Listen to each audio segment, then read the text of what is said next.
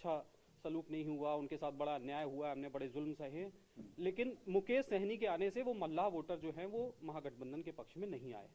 और मल्लाह वोटर के साथ साथ जो उनके ही समुदाय के वोट माने जाते हैं, निषाद केवट, उन्होंने भी सिरे से खारिज कर दिया, सिरे से खारिज किया। राहुल गांधी तालाब में छलांग भी लगाई इस उम्मीद में कि शायद वो छलांग से कुछ वोटर हमारी तरफ आएगा, ना मछली आई हाथ में और ना वोटर आया हाथ में, वोटर भी नहीं आया। दूसरी चीज की जैसे एक बहुत इंपॉर्टेंट फैक्टर था आईपी गुप्ता का। आईपी गुप्ता के साथ ऐसा लग रहा था कि शायद वहां से भी 1.5% का इजाफा होगा महागठबंधन को, जो नहीं हुआ। आईपी गुप्ता का फैक्टर क्यों इंपॉर्टेंट था? आईपी गुप्ता पान समुदाय और ताती तत्वा समुदाय को लग रहा था कि वो लेकर गए। इसकी एक सोशल इंजीनियरिंग बड़ी अच्छी है, इसको समझनी चाहिए दर्शकों को भी, कि ताती तत्वा समुदाय जो है, पान समुदाय पहले से एससी में था, नीतीश कुमार ने ताती तत्वा समुदाय को भी एससी कैटेगरी में डाला, जिसके बाद सुप्रीम कोर्ट ने उसको खारिज कर दिया और ये कहा कि भाई आप जो स्ट्रक्चर है एससी समुदाय का, एससी आरक्षण का, उसके साथ छेड़छाड़ नहीं कर सकते, तो उन्होंने ताती तत्वा को वापस से ईबीसी में डाल दिया। उसके बाद बड़ा आंदोलन हुआ, तो ऐसा लगा कि आईपी गुप्ता एक बहुत बड़े नेता के तौर पे ताती तत्वा पे निकल रहे हैं और महागठबंधन के पास आने से उनको कोई फायदा होगा, लेकिन ऐसा हुआ नहीं। तो आईपी गुप्ता अपनी सीट हार गए, लगभग 10-12 हजार वोटों से अभी हारते हुए दिख रहे हैं। मेरे ख्याल से आईपी गुप्ता भी हार जाएंगे।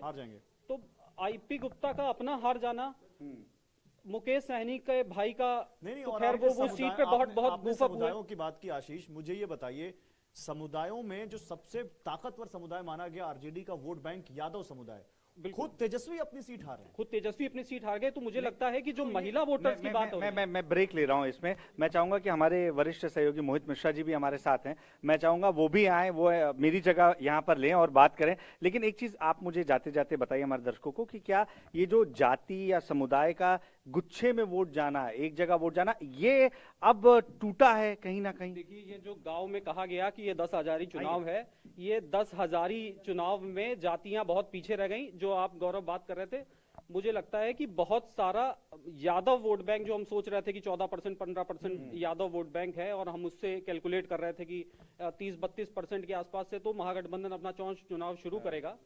तो मुझे लगता है उस 14% में भी एक महिला फैक्टर था। आरजेडी का नहीं घटा ज्यादा, बिल्कुल। तो मुझे ऐसा लगता है कि जो महिला वोटर जो हैं वो भी थोड़ा सा शिफ्ट हुई हैं। क्योंकि आरजेडी का जिक्र हो रहा है, मोहित आइए, आरजेडी के पास असदुद्दीन ओवैसी उनके घर ढोल बजाते हुए उनके कार्यकर्ता गए कि हमें शामिल कर लो गठबंधन में, चिट्ठी लिखी, लेकिन आरजेडी ने नहीं किया, उनकी अपने इक्वेशंस थे।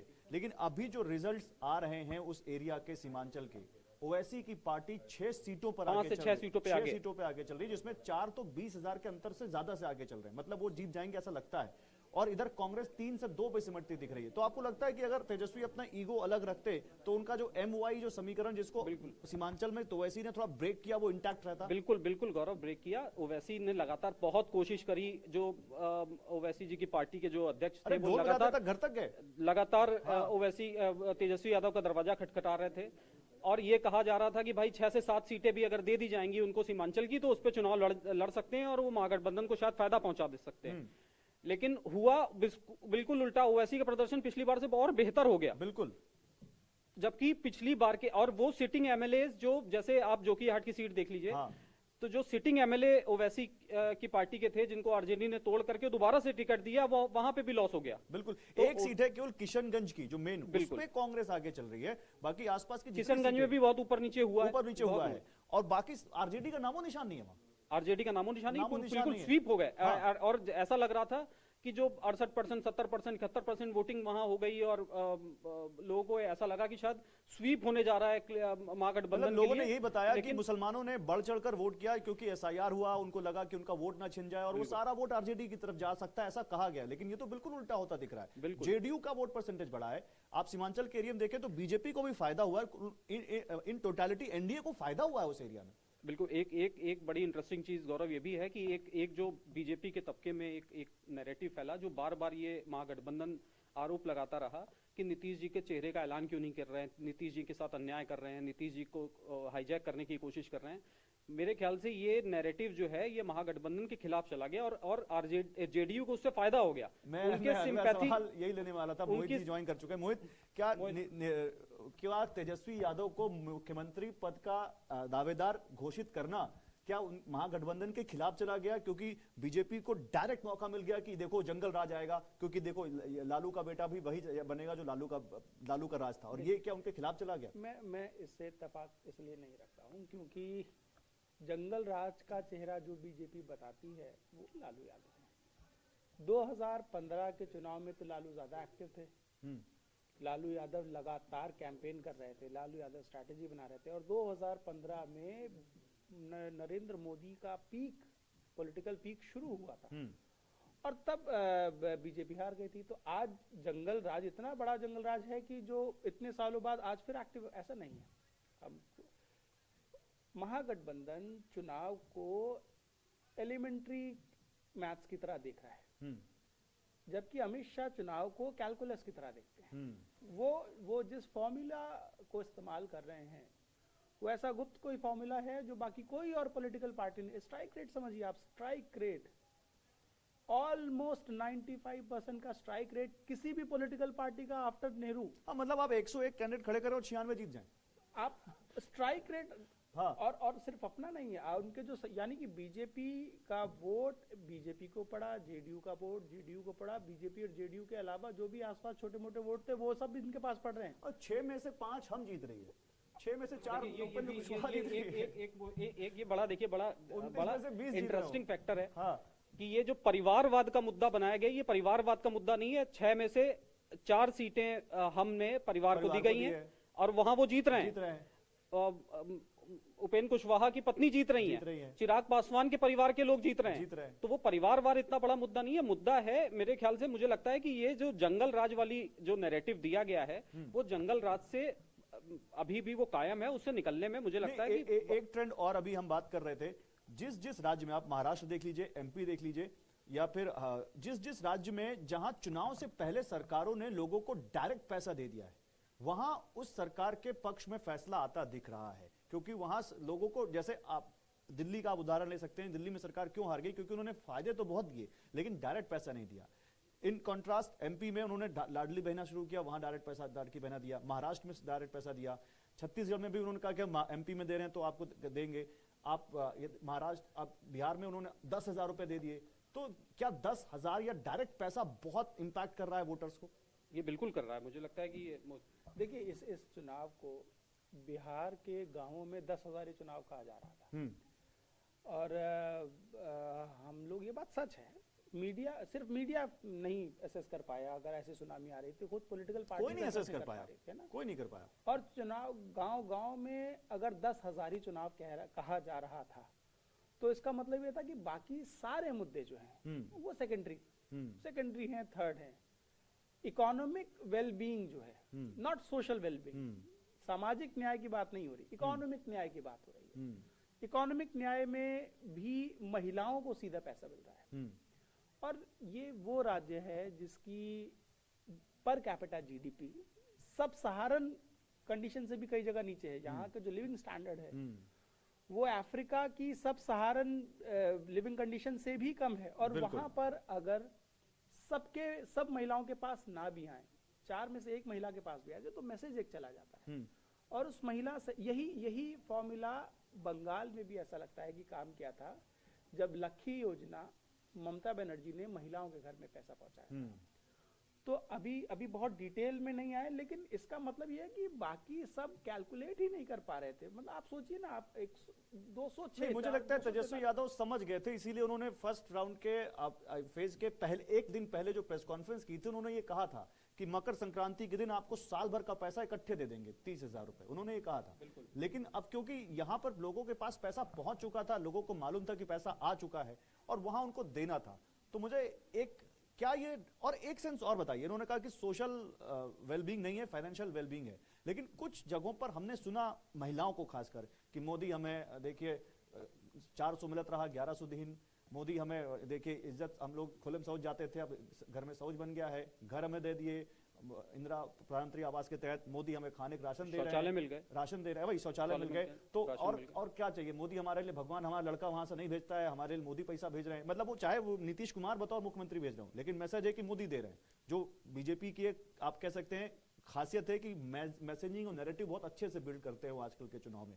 तो ये भी एक फैक्टर रहा कि जो बीजेपी के लिए इतना काम कर गया। बिल्कुल, आप पिछले कुछ इलेक्शंस देख लीजिए, महाराष्ट्र इलेक्शन उसका एक बहुत बड़ा एग्जांपल है। लाडकी बहना योजना महाराष्ट्र में बम्पर जीत एनडीए को मिलती है। आपको बिहार में ये दिख रहा है, ये 10,000 चुनाव। हालांकि इसका नैरेटिव है, लेकिन मुझे लगता है कि इसके साथ साथ एक ये नीतीश कुमार की छवि जो है, देखिए नीतीश कुमार का प्रदर्शन आप 2015 के मुकाबले देखेंगे लगातार अचानक से, ये तो बहुत बड़ा कमबैक है।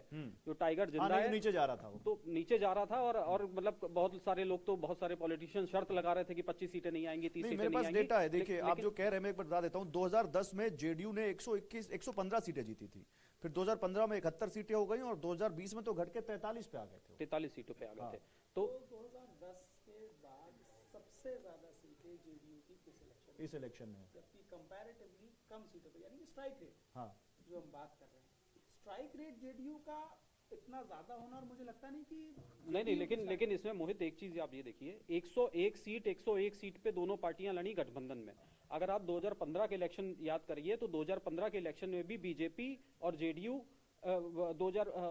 लालू और नीतीश दोनों 101 सीट पर लड़े थे, और नीतीश कुमार 71 सीट लेकर के आया और लालू यादव सबसे बड़ी पार्टी बनके 80 सीटों के साथ आए थे। बिल्कुल। तो मेरे ख्याल से उस इक्वेशन से ज्यादा बेहतर इक्वेशन इस बार देखने को मिल रही है।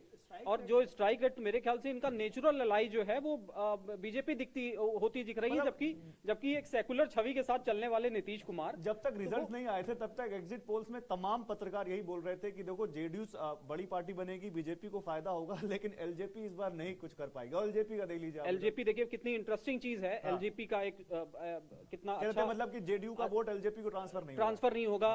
और एलजेपी बहुत सारे मुद्दों पे शांत है, बहुत सारे इश्यूज पर शांत रहती है, वक्त पे इतना खुल करके नहीं आई तो मुस्लिम वोट नाराज हो जाएंगे। आप 2005 के इलेक्शन में जब रामविलास पासवान ये कहकर अलग होते हैं कि मुख्यमंत्री मुस्लिम होना चाहिए, उसके बावजूद ये जो लाभार्थी की हम लोग बातचीत कर रहे हैं, उसके बावजूद चिराग पासवान ने एक मुस्लिम कैंडिडेट को टिकट दिया, एक मुस्लिम कैंडिडेट को। और उसके बाद देख लीजिए कि ये तो आप इसको ये नहीं कहेंगे कि बहुत सेकुलर छवि के साथ चले हैं वो, बिल्कुल सही बात है। हाँ। और उसके बाद आप देख लीजिए एलजेपी का प्रदर्शन क्या है। इसका मतलब जो ये लाभार्थी वोट बैंक है वो सबको फायदा पहुंचा रहा है, वो सिर्फ अकेले बीजेपी को नहीं, उसके साथ आने वाले सारे एलाइज को ये फायदा पहुंचा रहा है। लोकसभा चुनाव से चुनाव दर चुनाव जरा एनालाइज करें। इंडिया गठबंधन बना था, कुछ काम नहीं हुआ, कुछ मतलब जाहिर सी बात है एनडीए की बीजेपी की सीटें कम हुई, लेकिन वो इनको कामयाबी हासिल नहीं हुई। इंडिया गठबंधन बनाया किसने था? नीतीश कुमार संयोजक थे। धुरी जो थे उस इंडिया गठबंधन की नीतीश कुमार थे। नीतीश कुमार ही वो शख्स थे जिन्होंने आरजेडी के साथ जाने का फैसला किया, तेजस्वी को डेप्यूटी सीएम बनाने का फैसला किया। बिहार में जो जातिगत जनगणना हुई उसके जो आर्किटेक्ट थे वो भी नीतीश थे, बीजेपी के साथ मिलके। और नीतीश लगातार मौका दे रहे थे विपक्ष को एकजुट होने का। 2024 में वो समझ गए कि they can not stand United. नहीं, मैं दूसरी चीज पूछ रहा हूँ। इंडिया गठबंधन बना, उसके बाद हम चुनाव दर चुनाव आते हुए जो सबसे बड़ा चुनाव हुआ बिहार हुआ, जिसमें महाराष्ट्र में भी हमने देखा जो उनकी गठबंधन बना था उसका भी क्या हाल हुआ, यहाँ भी क्या हाल हो रहा है। क्या विपक्ष, क्योंकि कांग्रेस पार्टी हर गठबंधन को लीड करने की कोशिश करती है, चाहे वो वहां लोकसभा हो, महाराष्ट्र हो, बिहार में हालांकि उनके पास वो लीडरशिप नहीं है, लेकिन फिर भी बहुत हद तक वो महाराष्ट्र में एक बड़ी पार्टी आरजेडी के साथ रही।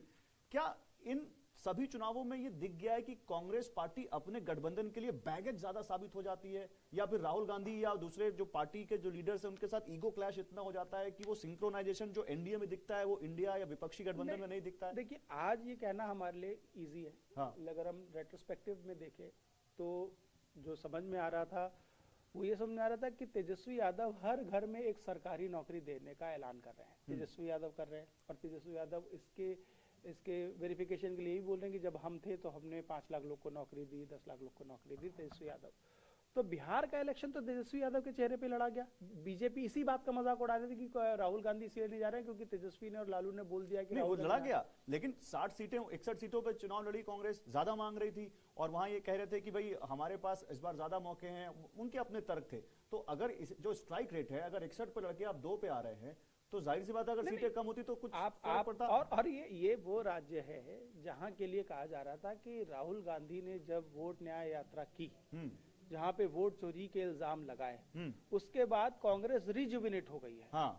रिजुविनेट हो गई है, कार्यकर्ताओं में जोश और कार्यकर्ताओं में जोश है। पहली बार कांग्रेस के झंडे दिख रहे हैं, और पटना में जो इनका सदाकत आश्रम है वहां पर जोश दिख रहा है। तब दो आ रहे हैं जब लोग, वो भी एक हो गया, मतलब राहुल गांधी उसमें भी राहुल गांधी के भीड़ यात्रा में जितनी भीड़ आई एक हो गया। उतने भी वोट नहीं मिले, उतने भी वोट नहीं मिल रहे हैं। और ऐसा लग रहा है कि आरजेडी वालों ने भी कांग्रेस को वोट नहीं किया। कांग्रेसी तो वैसे ही अल्पमत में है। कांग्रेस के सहयोगी जो है वो भी कांग्रेस को वोट नहीं कर रहे हैं। आप वोट ट्रांसफर नहीं हुआ, कोई वोट ट्रांसफर नहीं हुआ कांग्रेस को। एक बड़ा फैक्टर था जो राहुल गांधी एक जो सोशल इंजीनियरिंग करना चाह रहे थे राहुल गांधी और तेजस्वी मिल करके, कि ये MY फैक्टर, मतलब ये 32% से ऊपर कितने % वोट हम ले सकते हैं, उसमें राहुल गांधी एक बहुत बड़ा सेगमेंट अपनी तरफ करना चाह रहे थे। वो करना चाह रहे थे DM फैक्टर, कि मुस्लिम जो तेजस्वी से नाराज हैं, जो ओवैसी की तरफ जा सकते हैं, वो कांग्रेस पे आ जाए।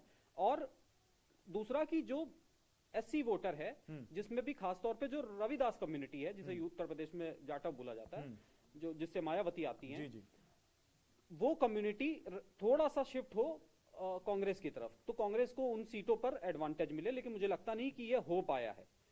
नहीं हो पाया। ऑल्दो मायावती भी जिस शिद्दत से पिछला चुनाव लड़ी थी, वो इस शिद्दत से चुनाव लड़ती नहीं दिखाई दे रही है। मालूम है इसमें अदर्स में मायावती की एक सीट भी एक सीट पे मायावती भी आगे चल रही थी, वो भी बहुत सीट ऊपर नीचे हो रही है लगातार। लेकिन मुझे लगता नहीं कि वो वैक्यूम जो खाली हो रहा है, जो हमने लोकसभा में देखा कि वो आरक्षण के नैरेटिव से या कैसे भी नैरेटिव से वो अखिलेश यादव की तरफ, कांग्रेस की तरफ आया, वो यहाँ पे नहीं आया। अच्छा, 208 और 28 हो गया, तो ये तो 2010 के भी ऊपर जा रहे हैं, क्योंकि 2010 में 206 था।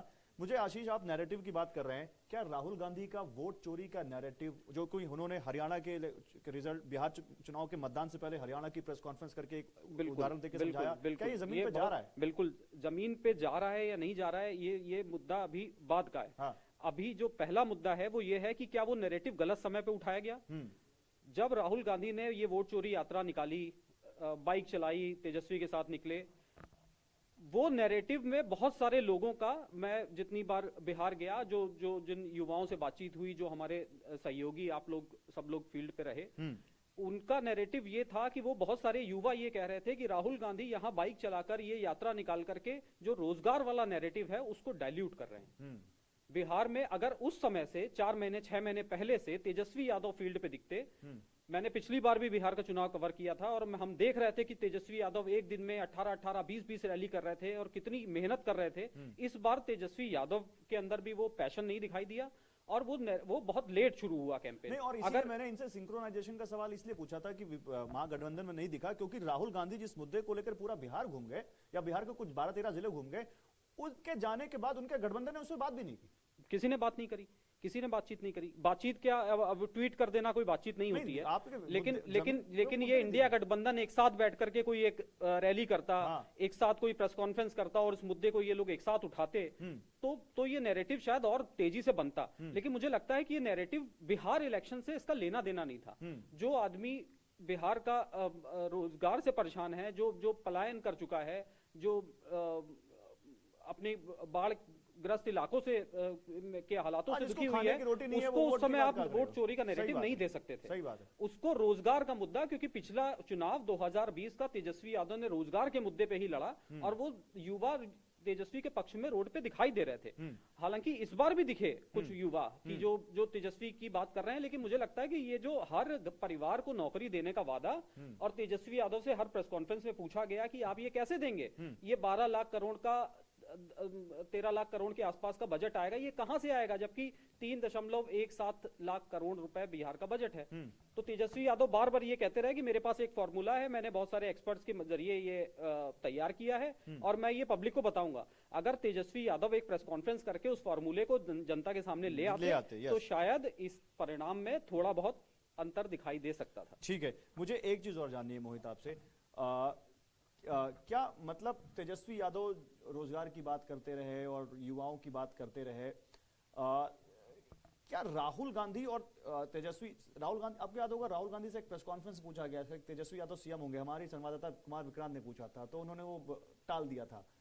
तो क्या वो कि मैसेजिंग हो गई कि इन दोनों के बीच अभी तारतम्य नहीं है? और दूसरी चीज, क्या डबल इंजन की सरकार, जिसको बीजेपी लगातार बोलती है कि डबल इंजन की सरकार होगी तो हम जीतेंगे, जो लोकल इनकम्बेंसी है वहां पर लोगों के बीच, क्योंकि हम सब जानते हैं कि अगर विपक्षी विधायक है तो उसको उतनी सरकार से उस सहायता नहीं मिलती जो उनकी पार्टी के विधायक को मिलती है। तो लोगों के बीच में ये मैसेज गया कि अगर हम जो सत्ताधारी दल है उसके विधायक को जिताएंगे तो हमारा काम आसान